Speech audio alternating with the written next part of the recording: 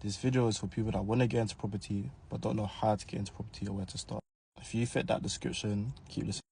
Now I'm going to give you a low barrier to entry way of how you can actually get into property. Now, it's not free, it's low barrier to entry, please. There's nothing free in this life. Everything comes at a cost.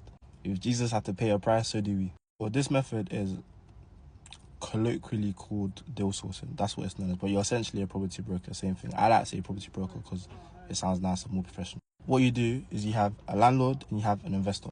Your investor essentially is looking for a property in a specific area, so they might be looking for a 2-bed in Canary Wharf. That's a very profitable area in terms of Airbnb, get lots of bookings, normally get high returns in that area as well. What you will now do is you will go and find a landlord who has a property that fits that description. You will run the numbers, check see if the numbers actually work. Once you see the numbers work, you'll package it, put in a little brochure, send it over to your investor. Your investor will then read through it, see if they like it. If they like it, you book a viewing. From the viewing, they'll then put in an offer. Offer gets accepted by the landlord. Then what I do anyway is I will draft up the contract. So I normally write the contracts. We have contract templates and whatnot. So I'll draft out the contracts. Landlord will sign, investor will sign, investor will get their keys. And then now what you're going to do is you're going to charge the investor a fee for finding that deal.